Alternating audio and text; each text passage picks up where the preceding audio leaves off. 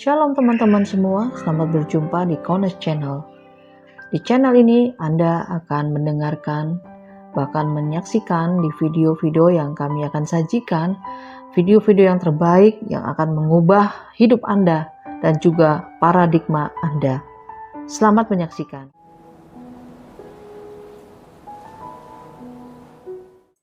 Ya, untuk melihat keberadaan daftar Elohim ini kita harus kembali ke akar pola Ibrani yang benar. Ya, jangan pernah lupa, itulah kuncinya sehingga kita bisa melihat kekayaan yang ada di dalamnya. Dan di dalam akar pola Ibrani yang benar ini kita mendapatkan kekayaan yang luar biasa. Sedangkan di luar akar pola Ibrani yang benar itu miskin adanya. Ya. Saya pilih yang kaya saja karena diperkaya terus sampai masuk di dalam Shamayim, ya, masuk dalam rapture luar biasa, ya, dan mendapatkan rewards yang luar biasa dan kekal untuk selama-lamanya. Jadi saudara harus memilih pilihan di tangan saudara masing-masing, ya, pola akar Ibrani atau di luar akar Ibrani.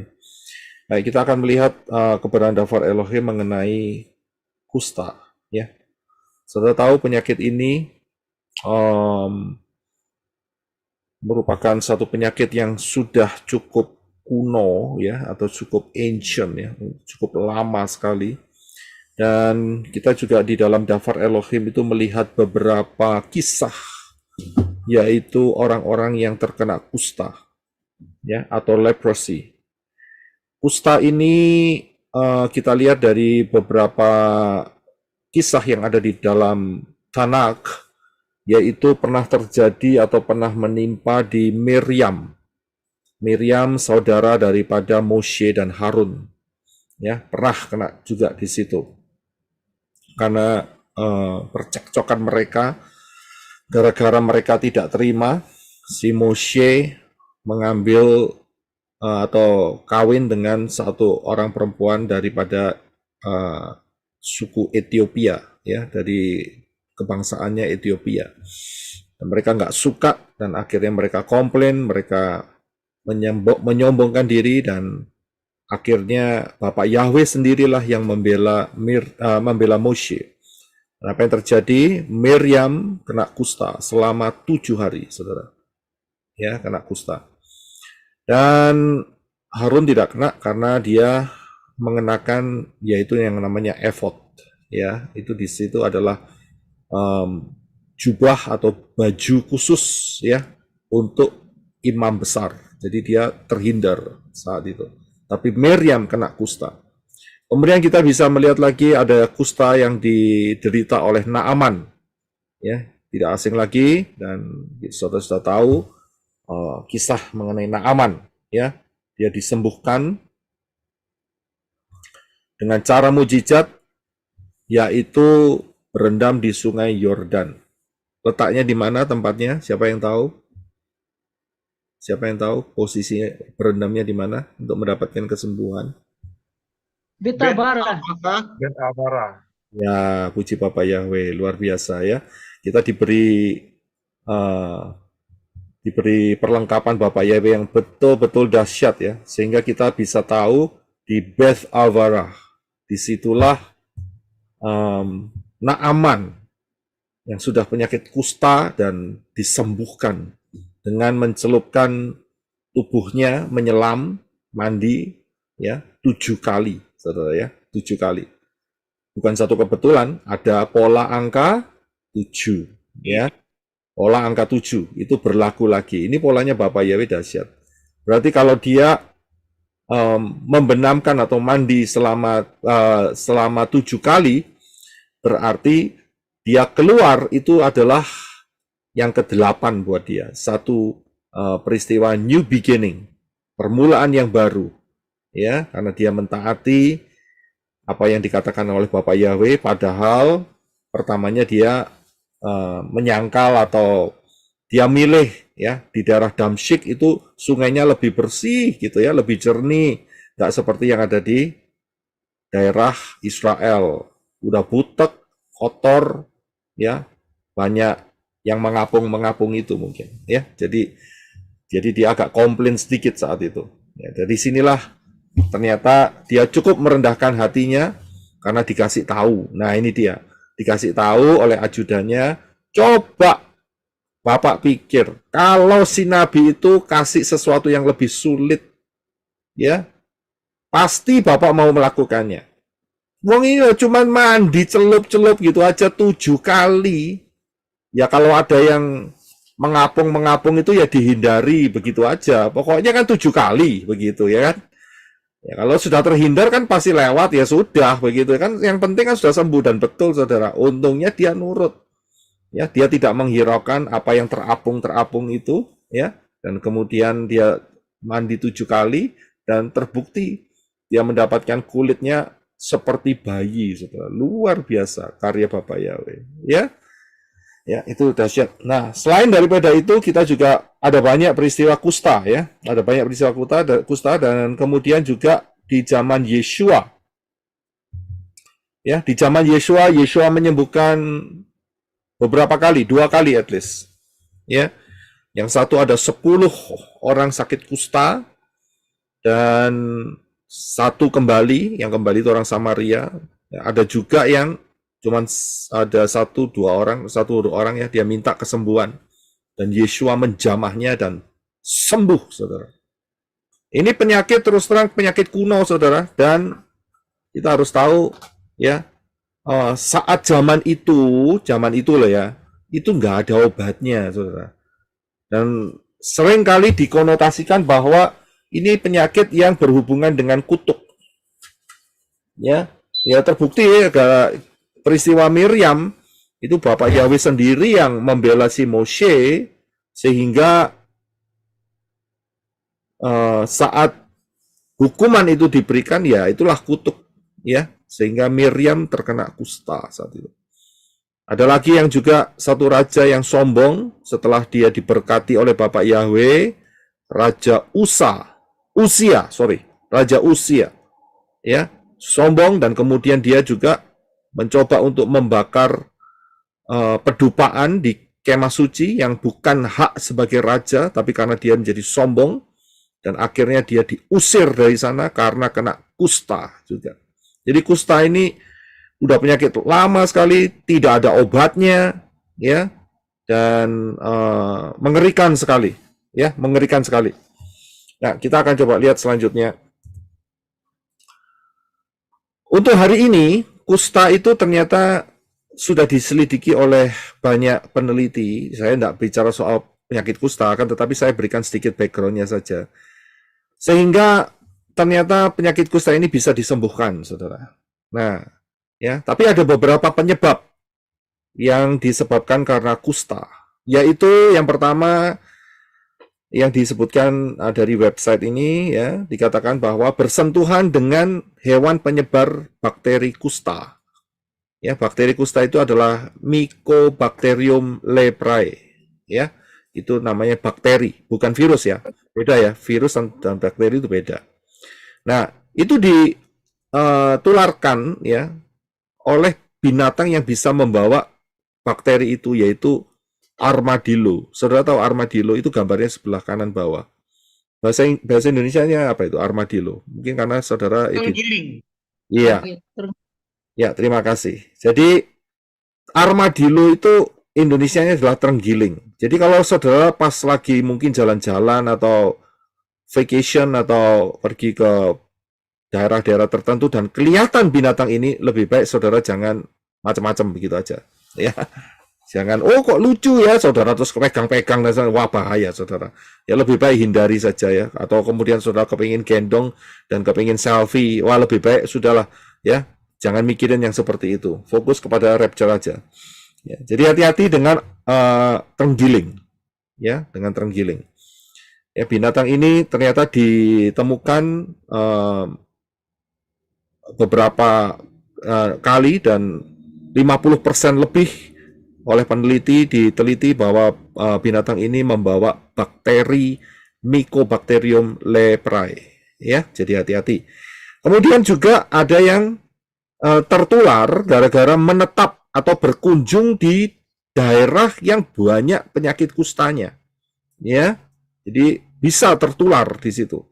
Dan kemudian juga bisa karena imun sistemnya nggak cukup kebal sehingga terjadi transfer ya, sehingga bakteri ini bisa tumbuh ya, karena sistem imun seseorang itu lemah begitu ya.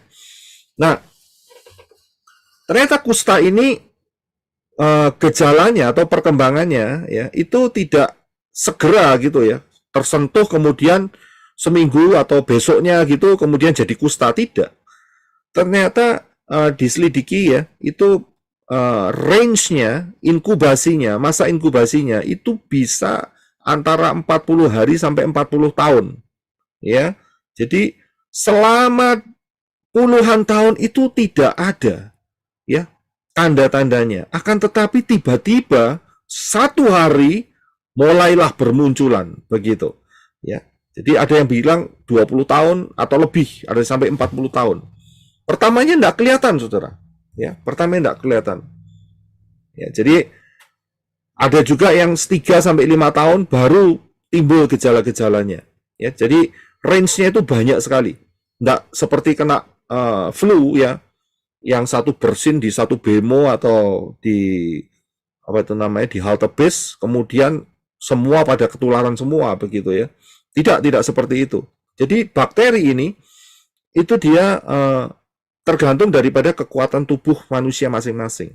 Ada juga kekuatan tubuh manusia yang begitu kena bakteri ini langsung mati. Ada juga, ya seperti itu. Tetapi yang cukup uniknya penyakit ini itu bisa mencapai masa inkubasinya itu sampai 40 tahun, saudara. Nggak ketahuan apa-apa.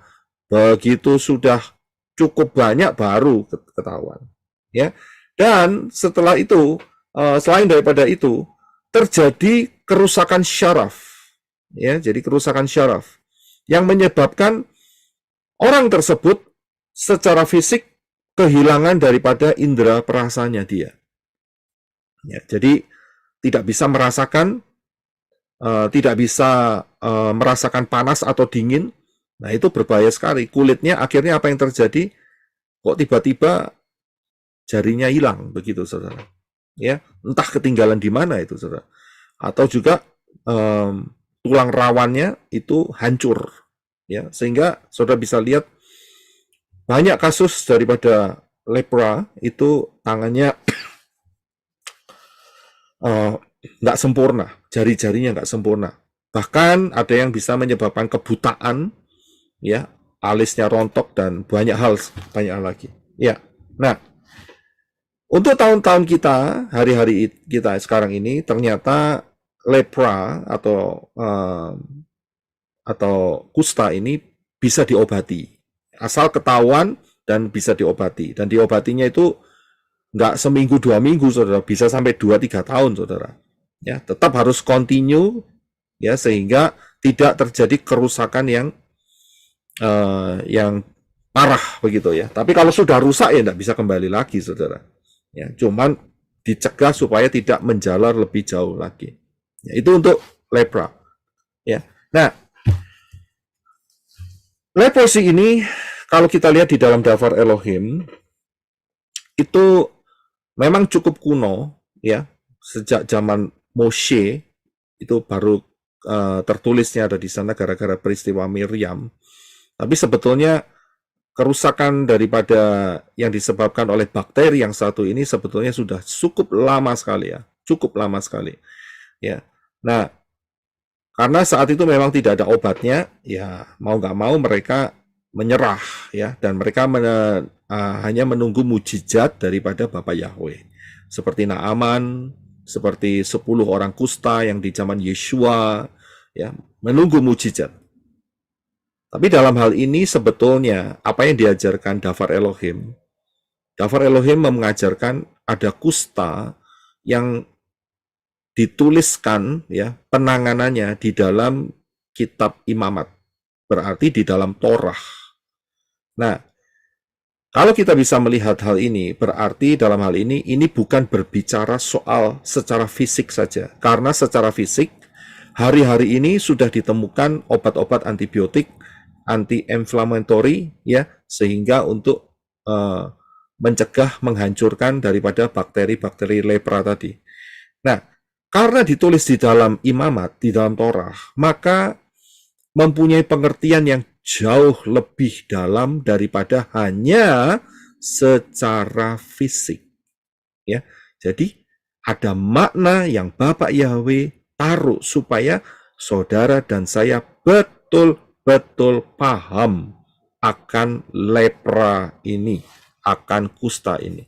Nah, saudara jangan GR kalau saudara mempunyai atau yang di luar sana, ya, kalau saudara sudah jadi manusia-manusia Elohim, saya nggak terlalu khawatir. Saudara luar biasa di hadapan Bapak Yahweh, ya. Saudara punya cahaya yang luar biasa. Tetapi yang di luar sana, ya, yang kalau saudara mendengar channel ini, pengajaran ini hari ini, ya, dan saudara memiliki paras yang ganteng dan cantik, jangan pede, jangan GR. Apa itu GR atau PD? Siapa yang tahu? Gede rasa dan jangan terlalu percaya diri. Iya, terima kasih, Brisco, ya. Terima kasih. Jangan gede rumangsone, ya. Jangan GR atau jangan percaya dirinya berlebih-lebihan. Saya harus kasih tahu di hadapan manusia, ya, di mata jasmaniah manusia, mungkin ya memiliki paras yang cantik. Akan tetapi di hadapan Bapa Yahweh, di kacamata sudut pandang Bapa Yahweh, itu kena lepra. Ya, kena lepra. Jadi, yang mendengar hal ini, kalau saudara masih belum masuk di dalam hitungan, ya, orang-orang pilihan, 5 anak darah yang bijaksana, jangan pede, saudara. Di hadapan Bapak Yahweh, ya, paras saudara-saudara semua itu seperti orang kena kusta, kena lepra. Ya, saudara tahu lepra ini satu penyakit yang membusukkan jaringan daripada daging. Ya, jadi bisa bau, saudara.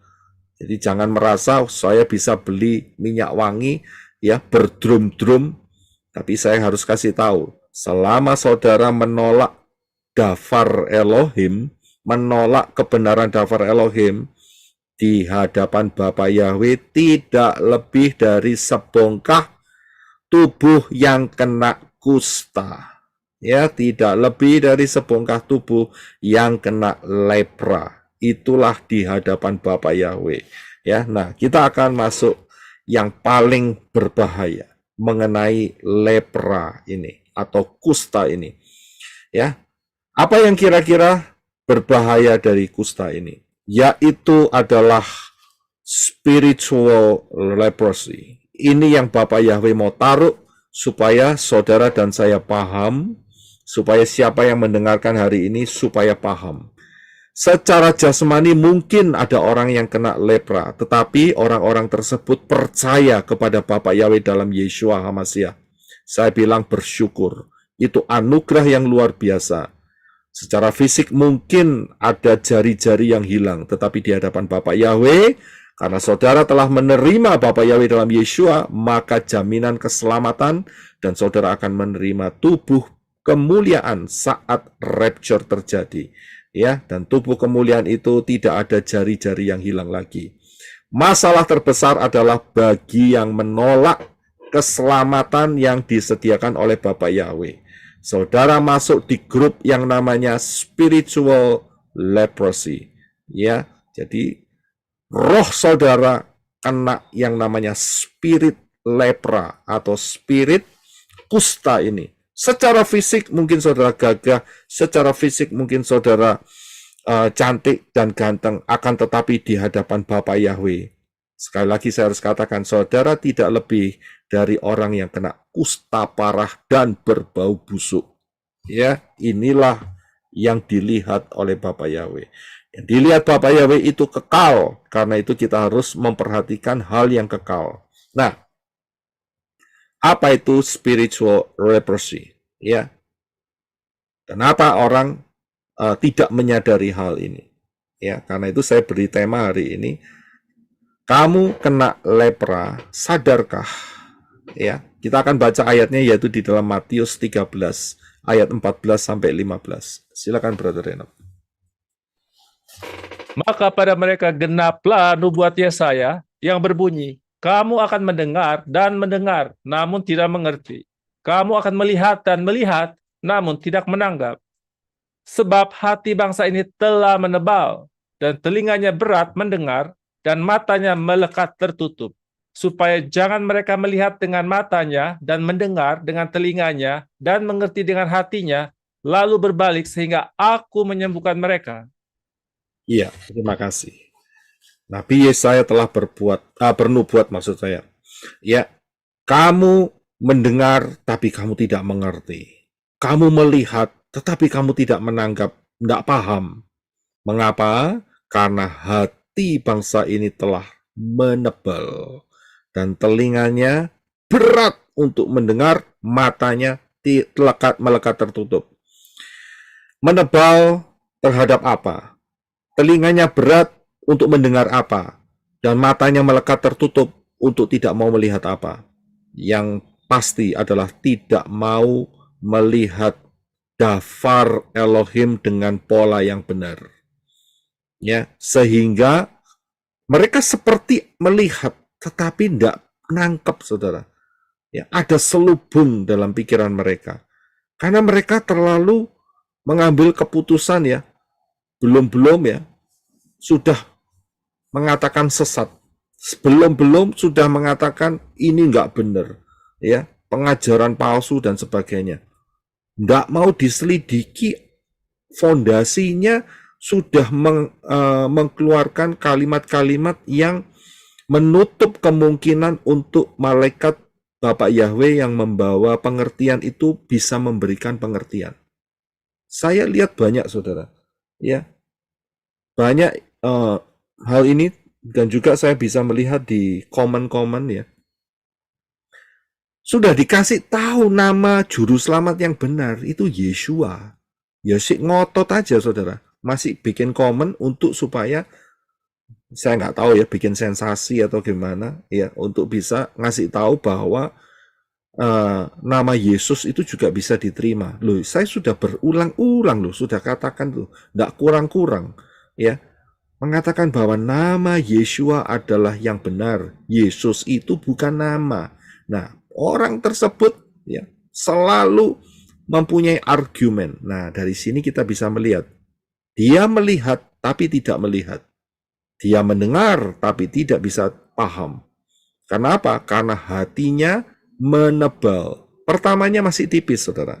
Tapi tambah lama, karena actionnya dia menolak dafar Elohim, akhirnya tambah lama tambah tebal. Tambah lama tambah tebal. Dan apa yang terjadi? Syaraf spiritualnya mati. Mati. Jadi, buat orang-orang seperti itu, itulah yang disebut spirit atau roh kusta. Kena kusta dia. Dikasih tahu kebenaran, mendal terus, saudara. Ya sudah, ya ujung-ujungnya ya 3M nanti. Ya, sudah tahu ya.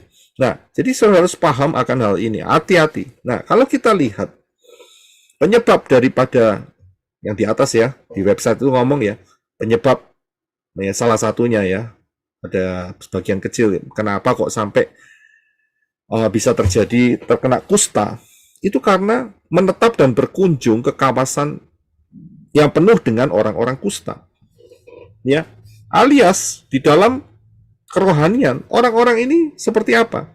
Seperti bergaul ya dengan pergaulan-pergaulan yang buruk. 1 Korintus 15:33. Dikatakan, jangan tersesat.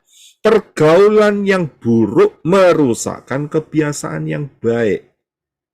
Saya bisa lihat di sini. Pergaulan itu sama kalau saudara bergaul di daerah orang-orang yang tidak takut akan Bapa Yahweh, akan tertular. Spirit itu bisa melompat. Ya, lompatan-lompatan atau transfer spirit itu betul-betul ada, saudara. Jadi hati-hati dengan siapa saudara bergaul. Ya, dengan siapa saudara tukar pikiran, ya. Nah, kalau saudara bergaulnya dengan orang-orang yang menentang Bapak Yahweh, ya lama-lama saudara akan terhanyut dengan mereka. Nah, inilah kategori daripada pergaulan yang buruk yang dapat merusakkan kebiasaan yang baik. Ya, tubuh manusia yang baik saja begitu kena yang namanya bakteri daripada lepra, ya dia nggak terasa, sudah nggak terasa. Kan tadi di atas saya katakan bahwa masa inkubasinya itu bisa sampai 40 tahun, saudara. Dia nggak terasa. Tapi bakteri itu sudah ada di sana dan dia tidak menyadari kena kusta. Di satu titik itu seperti bom waktu. Tiba-tiba, loh, kenapa kok aku tidak bisa merasa lagi? Karena apa? Ya karena sudah terinfeksi. Saya bisa lihat, jadi hati-hati. Nah, ini di dalam zaman kita ini sangat terbuka sekali. Karena itu saudara harus hati-hati dengan pergaulan. Ya, kira-kira pergaulan ini bisa bicara apa saja? Mungkin saudara bisa beri masukan. Pergaulan ini apa saja kategorinya? Siapa yang mau coba untuk memberikan masukan? Kategori daripada pergaulan.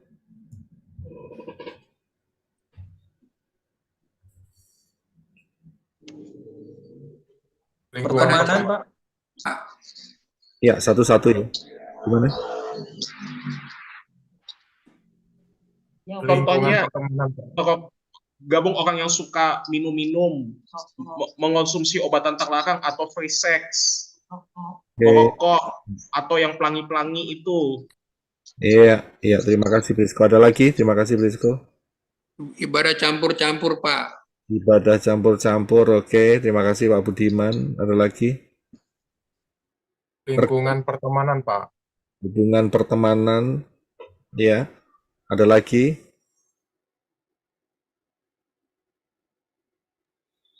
Ya, semua jawabannya benar. Ya. Bergaul dengan pencemooh. Juga pertemanan juga.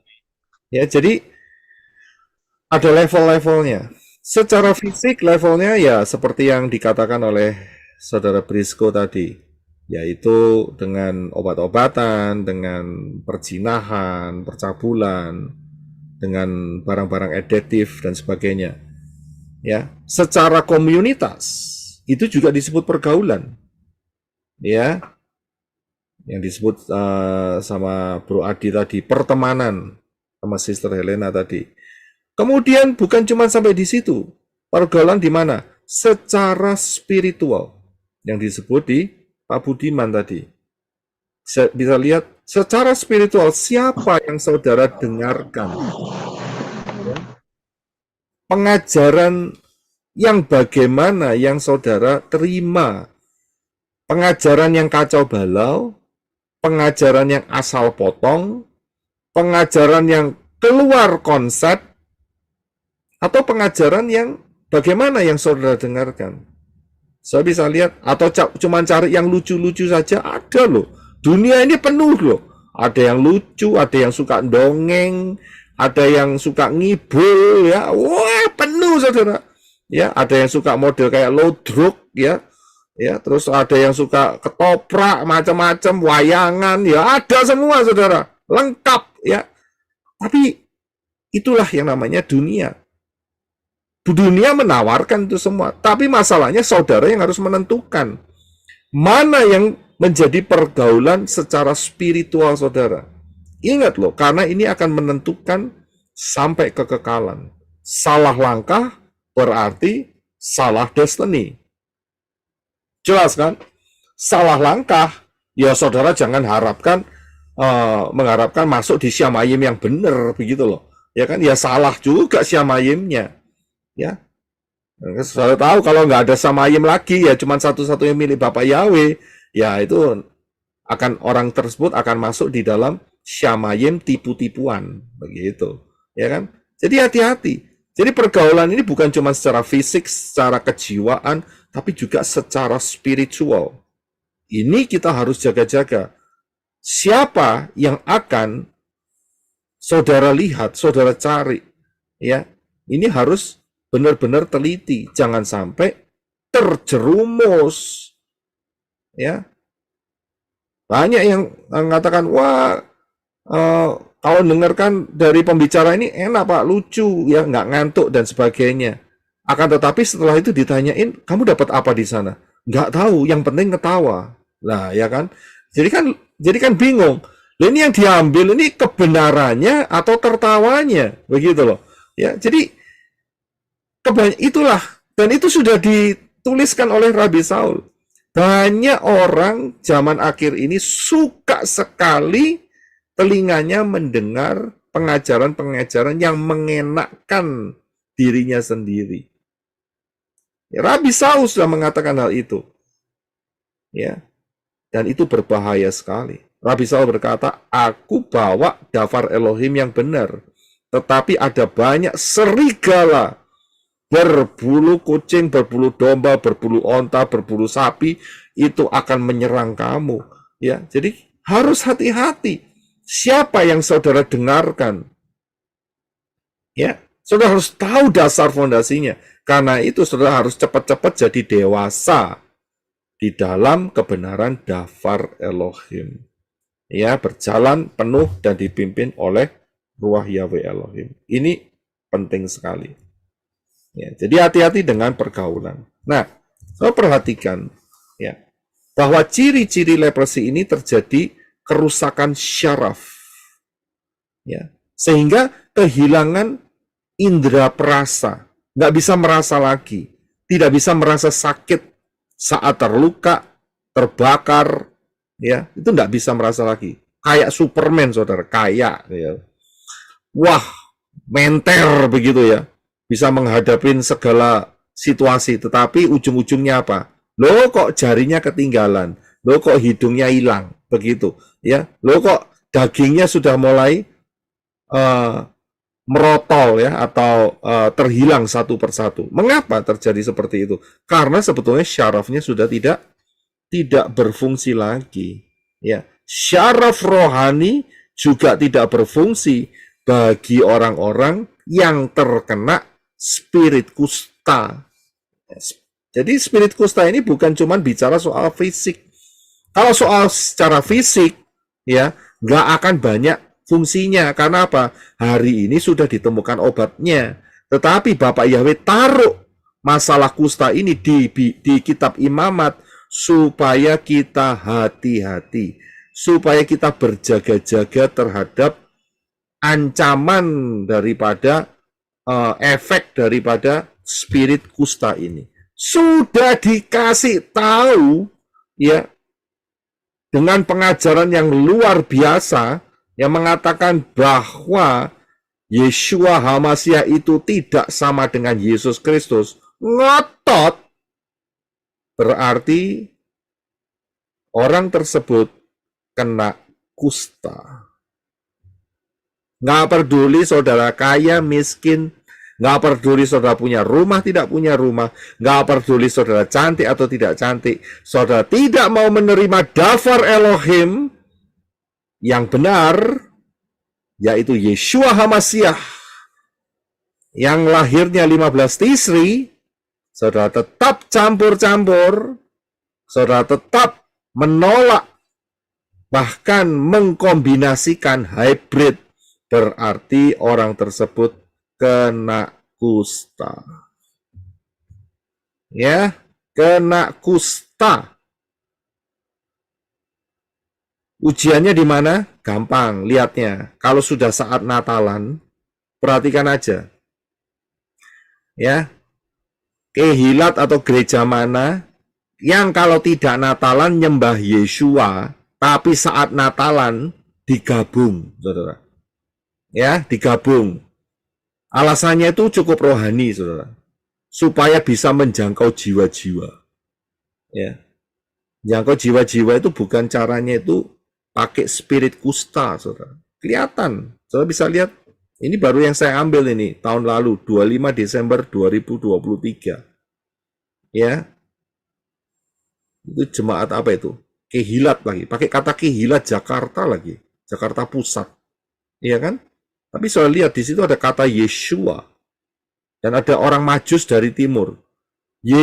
Orang Majus dari timur itu datang kepada Yeshua itu enggak saat 25 Desember.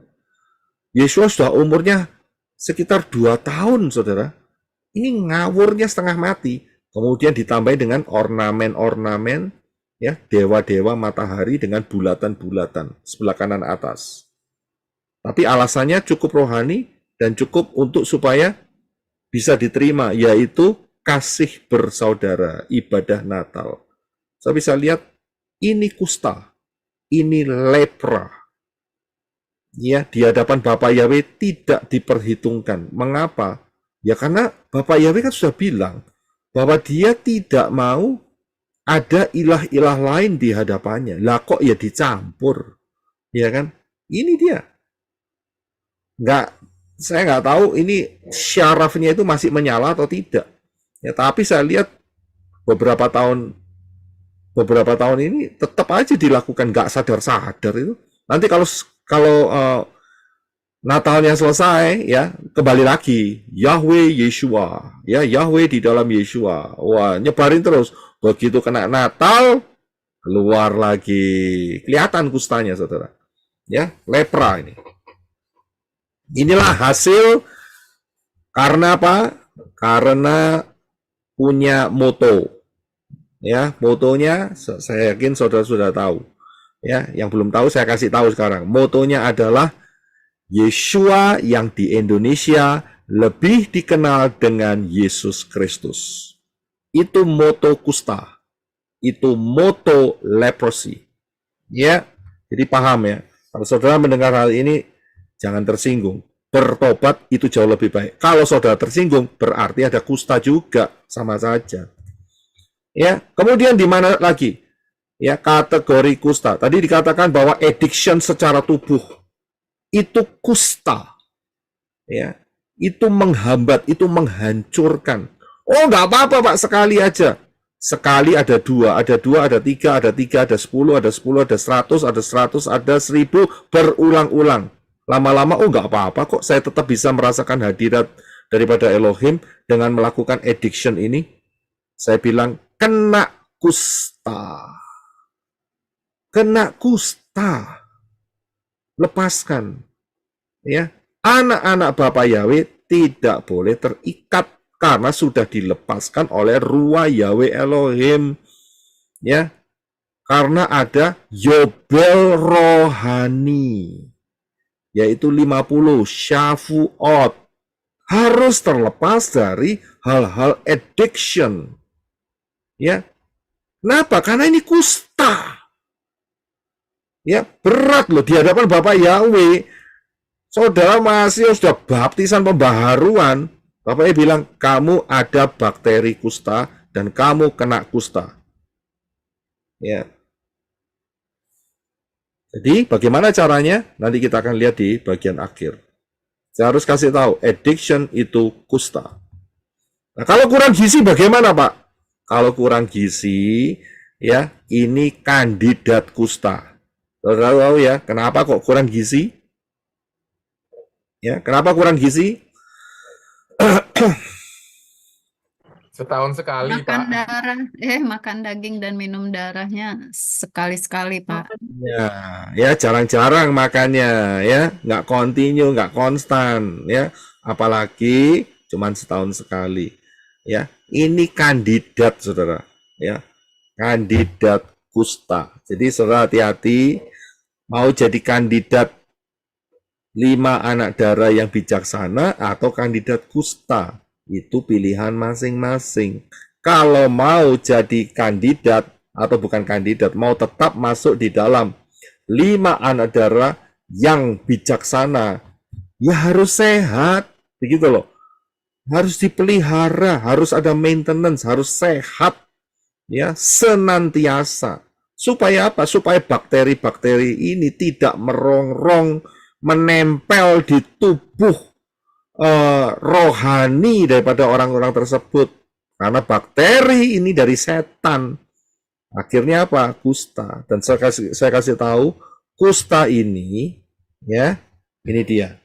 Ya, ayatnya, yaitu di dalam Imamat 13 ayat 45 sampai 46. Imamat 13 45 sampai 46. Silakan Brother Henok untuk baca. Terima kasih.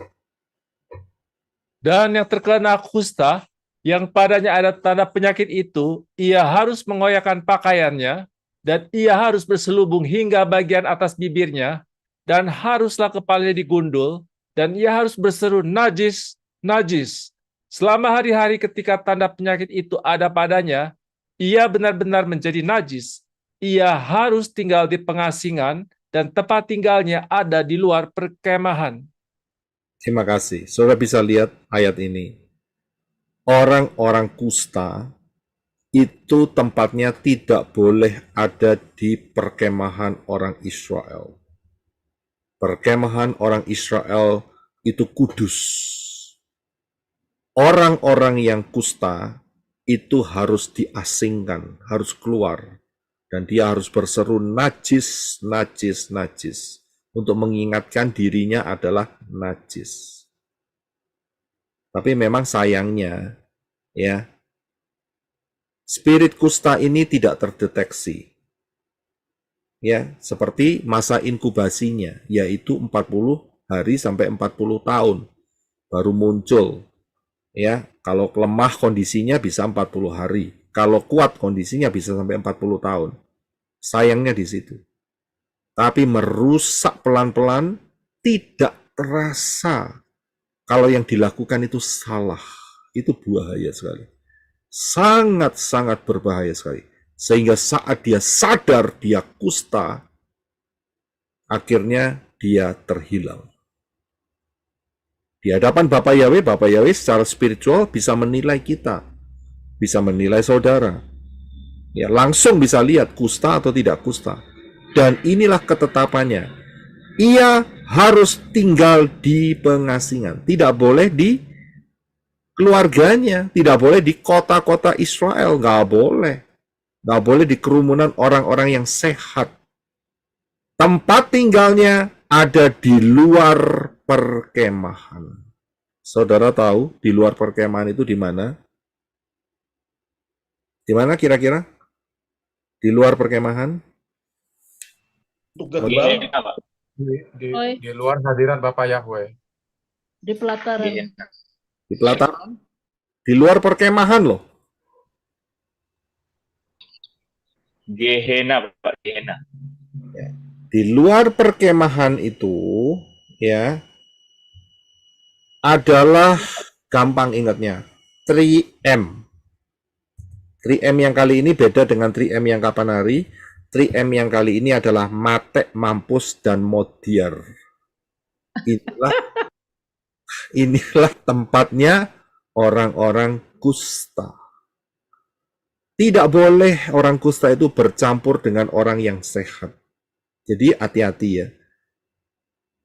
Bapak Yahweh itu luar biasa loh. Dia kasih cara untuk berbicara melalui penyakit. Sebetulnya yang dilakukan Bapak Yahweh itu adalah memberikan contoh secara fisik sehingga kita bisa mengenalnya secara spiritual. Saudara sendiri yang harus mengkoreksi diri saudara sendiri. Apakah saudara kena kusta atau tidak? Kalau kena kusta, segeralah bertobat. Jangan lama-lama. Loh kok ya mau seneng gitu loh. Nek mambune buasin gitu loh. Ngerti maksudnya? Ya kok ya mau kalau baunya itu bau busuk. Ya, kusta itu baunya busuk. Ya, karena apa? Karena syarafnya tidak terasa sehingga tangannya, kakinya, hidungnya menyentuh panas, menyentuh dingin, akhirnya membusuk, saudara. Nggak terasa. Ya, daging busuk. Tapi berjalan hidup. Nah ini dia saudara. Saya bisa lihat masih hidup. Tapi sudah busuk. Coba saudara pikirkan. Jangan sampai ini menjadi kriteria yang Bapak Yahweh lihat buat hidup saudara. Di atas saya sudah katakan ada karena pergaulan. Ada karena editif. Ada karena menerima pengajaran-pengajaran yang tidak sehat. Itu kusta. Ya, dan ujungnya adalah mate, mampus, modiar, 3M. Kalau saudara tidak kepingin masuk ke 3M, segeralah untuk sujud kepada seperti orang kusta yang datang kepada Yeshua. Saat zaman Yeshua itu banyak loh yang kusta, tapi orang ini bisa melihat. Ya, orang ini bisa menyadari, aku kena kusta, aku mau sembuh, aku datang kepada Yeshua. Dan Yeshua sembuhkan loh. Yeshua nggak pernah nolak loh. Sana, enggak loh. Ya, kan kamu najis, tidak loh. Yeshua tambah menjamahnya. Ada yang Yeshua jamah kustanya dan sembuh saat itu. Untuk yang 10, Yeshua cuma memerintahkan saja, tidak menjamah. Tapi saat mereka berjalan, mereka sembuh. Untuk menunjukkan dirinya ke imam besar. Sembuh, saudara. Yeshua sanggup memulihkan. Yeshua sanggup menolong saudara yang keluar, maksud saya saudara keluar dari pergaulan-pergaulan yang jahat.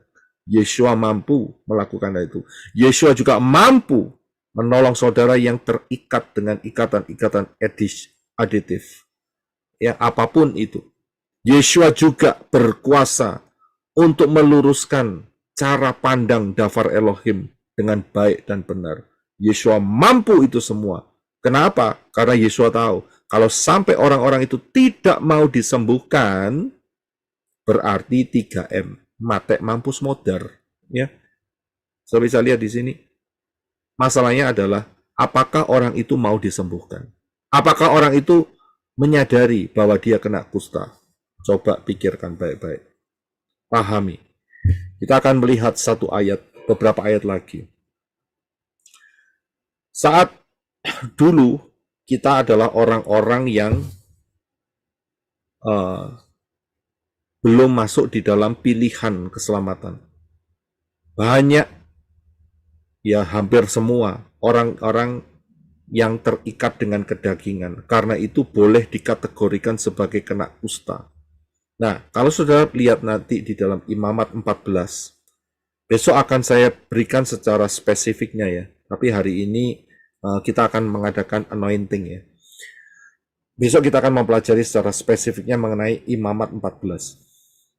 Mengenai kusta. Kusta ini orang yang tahir, maksudnya dapat miracle, sembuh, datang kepada Bapak Yahweh, disembuhkan.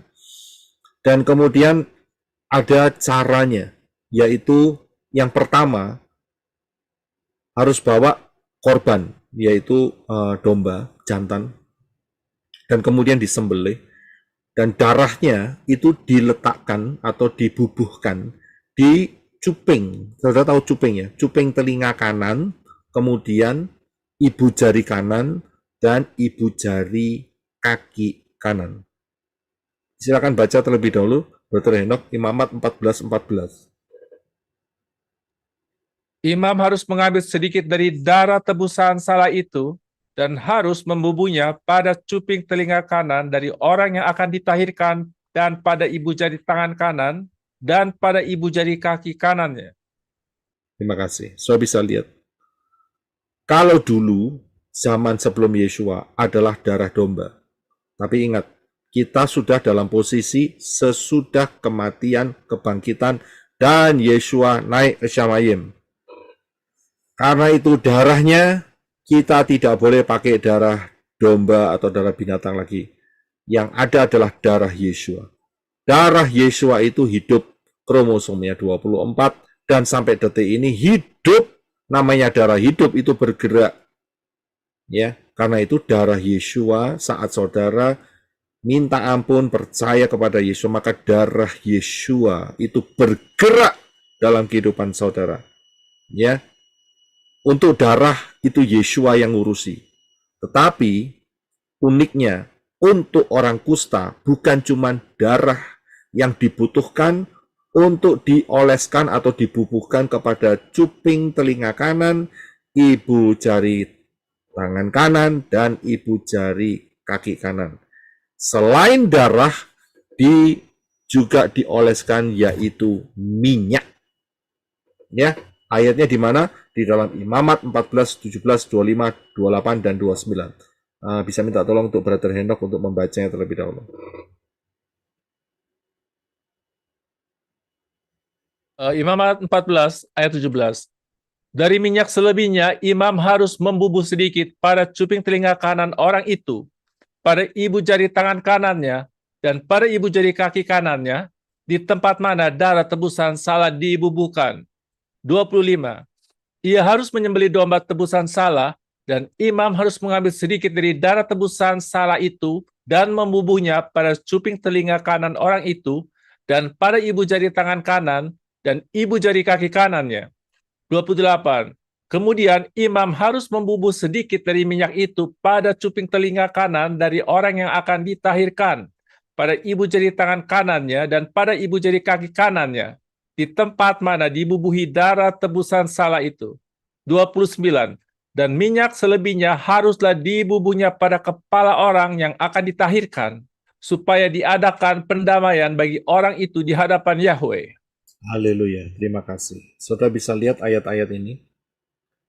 Untuk orang kusta, maka ada dua elemen yang dipakai, yaitu darah dan minyak. Ya, darah dan minyak. Kita akan lihat besok lebih detail, tapi hari ini saya yakin saudara ada yang baru untuk menerima kebenaran daftar Elohim ini. Untuk darah, Yeshua yang melakukan. Untuk minyak, elemen ini kita bisa lakukan. Mengapa di cuping kanan, telinga kanan, telinga itu harus diurapi, supaya tidak mendengar pengajaran-pengajaran busuk, saudara. Ya, pengajaran-pengajaran yang mengacaukan. Minta pengurapan ruah Yahweh Elohim, apa yang saudara dengar itu baik dan benar adanya. Ya. Salah satu adalah mengenai dapat membedakan spirit. Saat pengajar itu mengajar, saudara akan dibisiki ruah Yahweh Elohim. Ini ngawur. Ya sudah, kalau sudah kasih tahu ini ngawur, tinggalkan channel itu, saudara. Saudara bisa lihat, sudah nggak usah ikut lagi, gitu loh. Nah, sudah didengar. Tapi karena ada orang yang tidak diurapi telinganya, ya dimakan terus, akhirnya keracunan, saudara. 3M, mules, ya, murus, modiar. Nah itu dia, 3M-nya di situ, saudara. Tapi untuk saudara, saudara dikasih anugerah supaya telinga saudara diurapi. Ruah Yahweh Elohim yang akan mengaktifkan. Elemen ini kita bisa pakai, karena itu saya katakan di atas, sediakan minyak urapan. Karena ruah Yahweh Elohim mendorong saya untuk melakukan hal ini. Kedepannya ada suatu hal yang lebih luar biasa, yaitu pendewasaan. Ini harus dilakukan terlebih dahulu. Untuk apa? Menghilangkan spirit-spirit leprosy tadi, saudara. Ya, jadi saudara harus diurapi telinganya. Kedua, bagian ibu jari tangan kanan. Ibu jari tangan kanan juga harus diurapi. Ini berbicara mengenai tindakan saudara. Ya, tindakan pekerjaan saudara. Itu harus selaras dengan rencananya Bapak Yahweh. Sehingga ada pengurapan disertai, ya, bukan seenaknya sendiri. Ya, sehingga apa yang saudara kerjakan akan menghasilkan buah yang luar biasa dan mendatangkan rewards untuk saudara sendiri. Jadi ini kepentingannya buat untuk saudara sendiri. Yang ketiga adalah ibu jari kaki kanan. Ini bicara mengenai apa? Supaya jalan saudara dipimpin dan dipenuhi dulu, baru dipimpin oleh ruah Yahweh Elohim. Ada orang yang dipenuhi oleh ruah Yahweh Elohim, tapi dablek. Ya, cengkal, keras kepala, tegar tengkuk, tidak mau dipimpin. Ya, supaya kaki saudara yang melangkah di dalam langkah-langkah kehidupan ini dipimpin oleh ruah Yahweh Elohim. Jadi harus diurapi. Dan yang terakhir adalah minyak selebihnya, ayat 29, harus dibubuhkan kepada kepala orang yang akan ditahirkan. Sehingga terjadi pendamaian bagi orang itu di hadapan Yahweh. Saudara bisa lihat di sini betapa pentingnya elemen. Kita tidak meninggikan atau memuliakan minyak urapan, tidak. Akan tetapi Bapak Yahweh kasih cara gitu untuk berhubungan dengan tubuh jasmaniah kita dengan menggunakan elemen-elemen yang disahkan oleh Bapak Yahweh. Tidak ada salahnya. Saudara jangan mendewa-dewakan minyak urapan loh. Minyak urapan buat tinggikan ya. Terus kemudian disembah-sembah. Itu ngawur. Salah. Itu hanya elemen saja. Tetapi elemen itu membantu saudara. Nggak percaya? Caranya, lihat apa yang dilakukan Rabi Saul. Rabi Saul ngusir setan pakai apa? Pakai Sapu tangan. sapu tangan. Sapu tangan bisa dipakai. Terima kasih, Bosku. Sapu tangan loh. Karena apa? Karena dia hanya mungkin daerah situ. Di daerah lain mungkin dia nggak sempat ke sana. Akhirnya sapu tangannya diberikan kepada orang itu. Dan sapu tangan itu ditaruh di kepala orang yang kerasukan setan. Lari setannya, saudara. Hilang setannya. Sapu tangan, saudara. Ya, jadi saudara bisa lihat elemen itu bisa dipakai. Ya, tapi itu sebagai cara awal. Setelah itu orang itu harus didewasakan. Saudara paham ya?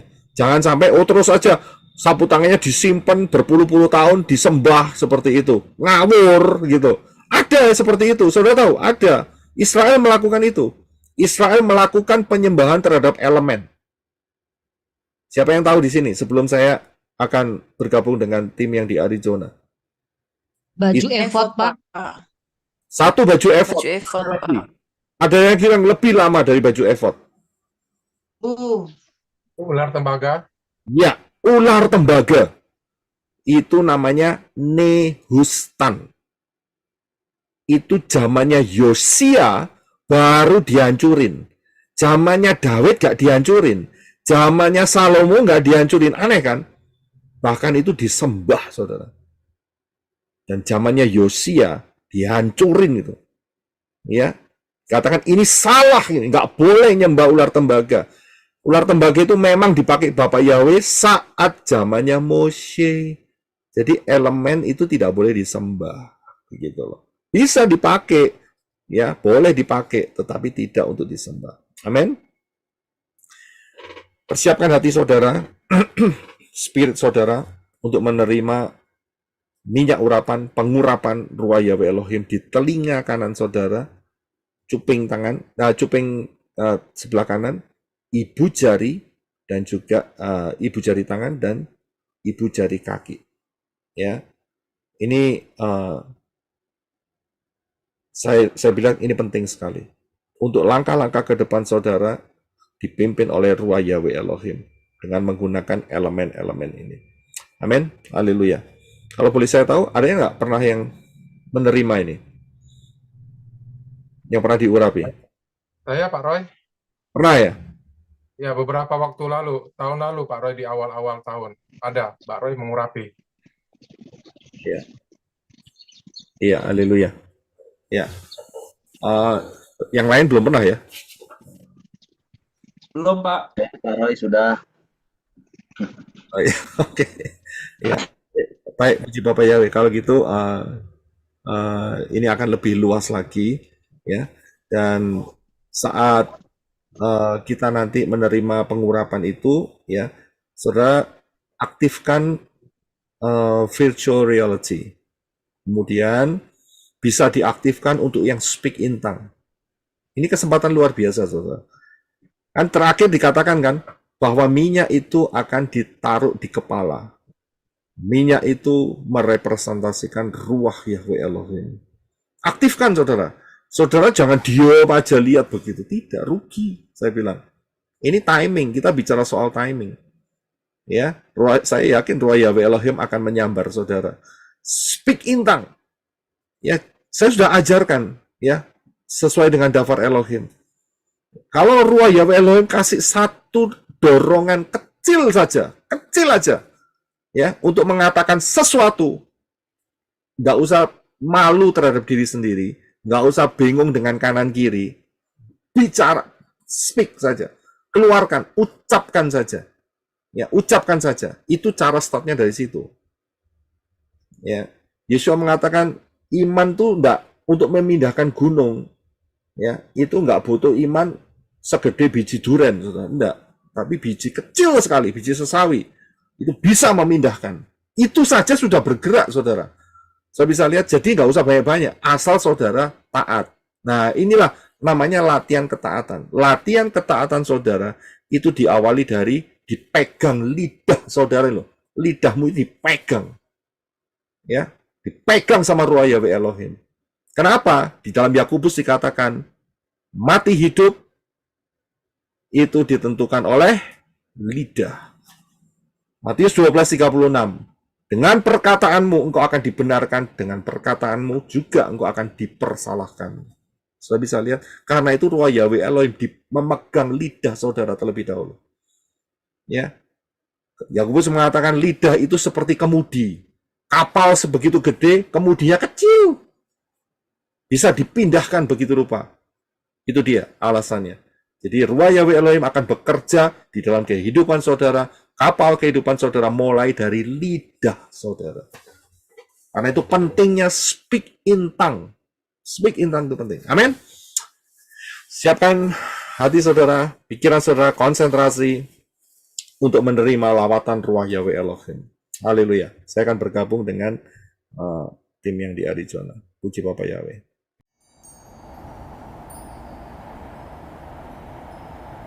Terima kasih teman-teman semua yang sudah menyaksikan video ini. Sukses besar untuk kita semua. Bapa Yahweh memberkati. Haleluya. Amin.